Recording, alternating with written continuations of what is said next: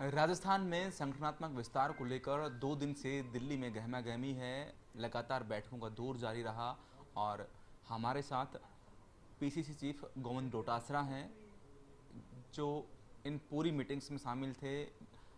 प्रभारी सुखजिंदर सिंह रंधावा, सह प्रभारी और दूसरे लोगों के साथ बैठक के बाद अब वो वापस जयपुर लौटेंगे। लेकिन इससे पहले जान लेते हैं कि क्या सर पूरे तय कर लिया है, जितनी पोस्ट खाली थी, प्रदेश कार्यकारिणी की थी, जिलाध्यक्षों की थी, उसकी सूची आपकी ओर से भेजी जा चुकी है?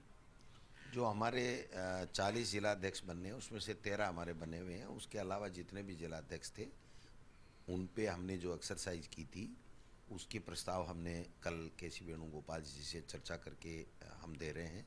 और जो प्रदेश कांग्रेस कमेटी का विस्तार होना है उसके प्रस्ताव भी हमने सबने चर्चा करके और हमने प्रस्ताव भेजे हैं।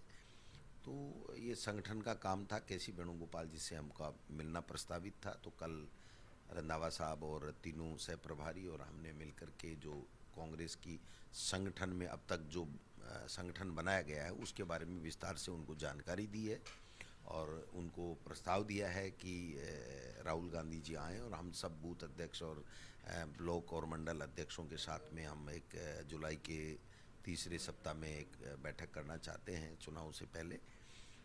तो हमने वो प्रस्ताव ये दिया। संगठनात्मक रूप से कांग्रेस के पास एक बड़ी संख्या होगी कार्यकर्ताओं के, पदाधिकारी। ये हमारे ये जो मंडल 2200 बने, हमने एक विधानसभा क्षेत्र में 11 मंडल बनाए हैं, तो मंडल अध्यक्ष और एक अध्यक्ष प्लस 30 उसकी कार्यकारिणी। ग्राम पंचायत 11,100 कुछ हैं, तो एक ग्राम पंचायत अध्यक्ष और 20 उसके मेंबर। और बूथ अध्यक्ष 51,119 बूथ अध्यक्ष हैं, तो उसके साथ में 10-10 कार्यकारिणी के लोग। और प्रदेश कांग्रेस कार्यकारिणी जो भी 100-125 जो भी जितनी बन पाती है, जितनी अनुमोदन होकर के आती है वो है। और जिले की हमने 13 की कार्यकारिणी बना दी। जितने जिले अध्यक्ष और बन जाएंगे उसकी हम 15 दिन में कार्यकारिणी बना देंगे। 400 में से 16 को छोड़ के 384 हमारे ब्लॉक अध्यक्ष हो गए, उसकी कार्यकारिणी हमने बना दी है। तो हमारा संगठन तकरीबन तैयार हो गया है। अब हम जो संगठन के जो अध्यक्ष हैं उनको सबको कार्ड देंगे, उनके साथ में हम 2 दिन का प्रशिक्षण शिविर करेंगे और उसके बाद में हम बूथ का बड़ा सम्मेलन जुलाई के आखिरी सप्ताह सर, में। ये अब एआईसीसी को इसका अनुमोदन किया जाना है, क्योंकि पिछली बार जब 85 प्रदेश सचिव की लिस्ट निकाली गई थी तो टेक्निकली आपने कहा कि गलती हुई कि अनुमोदन नहीं हुआ था। इस बार वो सूची भी बढ़ेगी, साथ में 27 जिलाध्यक्ष सूची कब तक जारी होगी?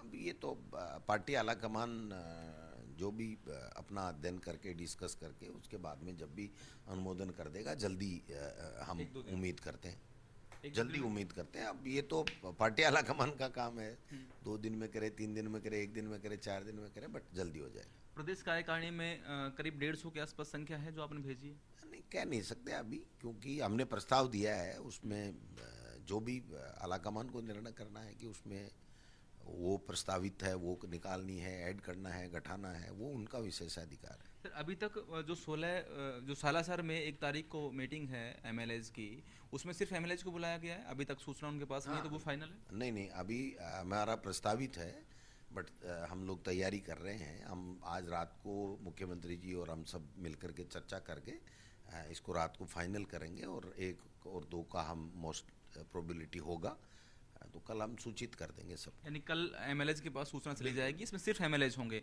साथ में 1 तारीख को जो दिल्ली की मीटिंग है वो पोस्टपोन होकर 3 या 4 तारीख की होगी। नहीं, पोस्टपोन्ड का तो हम नहीं कह सकते, बट हमने आग्रह किया है कि 1 और 2 के बाद में अगर रख लें, तो वो कह रहे थे कि ठीक है, अध्यक्ष जी से बात करके, राहुल जी से बात करके हम बता देंगे। तो हम उम्मीद करते हैं कि 2 के बाद में कभी भी।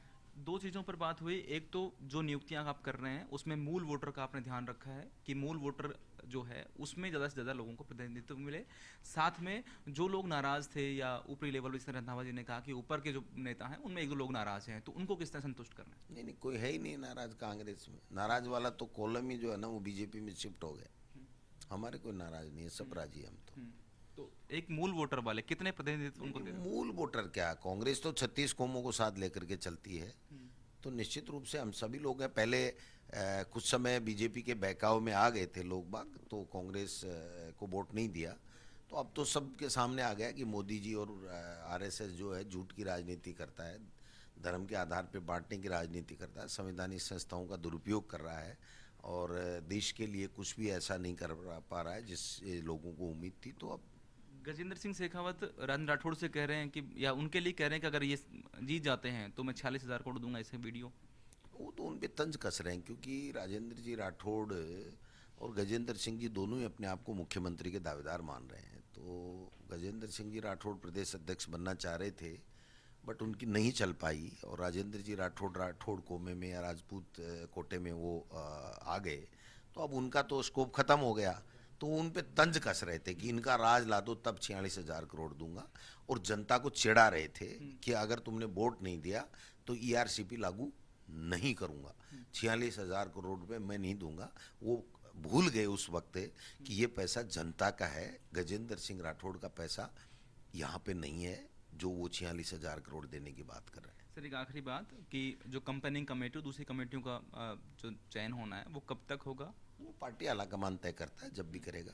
पार्टी आलाकमान का विषय है, वो हमारा विषय नहीं है। गोविंद डोटासरा कहते हैं कि नाराजगी का कॉलम जो है वो भाजपा में शिफ्ट हो गया है, कांग्रेस में किसी भी नेता की किसी भी तरह की कोई नाराजगी नहीं है। हालांकि जिलाध्यक्ष और प्रदेश कार्यकारिणी की सूची पीसीसी की तरफ से और प्रदेश प्रभारी की तरफ से संगठन महासचिव केसी वेणुगोपाल को भेज दी गई है। अनुमोदन के बाद संभवतः 1-2 दिन में जारी होगी। कैमरामैन मुकेश के साथ Ashwini Yadav, first India news, Delhi.